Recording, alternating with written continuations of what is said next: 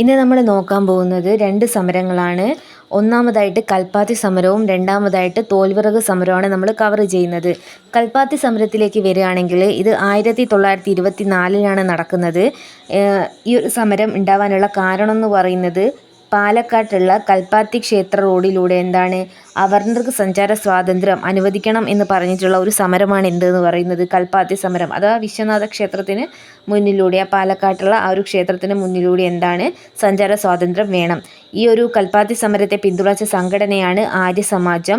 ആര്യസമാജം എന്ന് പറയുന്നത് കേരള ഘടകത്തിലുള്ള ആര്യസമാജമാണ്. നമ്മുടെ കേരളത്തിലും ആര്യസമാജത്തിൻ്റെ ഒരു ഘടകമുണ്ട്. അപ്പം ഈ ഒരു കൽപ്പാത്തി സമരത്തിലെ നേതാക്കൾ എന്ന് പറയുന്നത് വേദബന്ധു, അതുപോലെ തന്നെ ആനന്ദ് ഷേണായി എന്നിവരാണ്. ഇവരൊക്കെ ആര്യസമാജത്തിൻ്റെ നേതാക്കളിലും കൂടി വരുന്ന ആളുകളാണ്. അടുത്തത് നമ്മൾ തോൽവിറക് സമരമാണ് നോക്കുന്നത്. തോൽവിറക് സമരം നടക്കുന്നത് 1946 ഇത് എന്തിനുള്ള സമരമാണെന്ന് ചോദിച്ചിട്ടുണ്ടെങ്കിൽ തോലിനും വിറകിനുമുള്ള അവകാശത്തിനായിട്ട് കർഷക സ്ത്രീകൾ നയിച്ചിട്ടുള്ള സമരമാണ് തോൽവിറക് സമരം. കാസർഗോഡ് ജില്ലയിലാണ് ഇത് നടക്കുന്നത്. വ്യക്തമായിട്ട് പറഞ്ഞാൽ ചീമേനിയിലാണ് ഈ ഒരു സമരം നടക്കുന്നത്. ഈ ഒരു സമരത്തിന് നേതൃത്വം നൽകിയ സംഘടന കർഷക സംഘമാണ്. തോൽവിറക് സമരനായിക എന്നറിയപ്പെടുന്നത്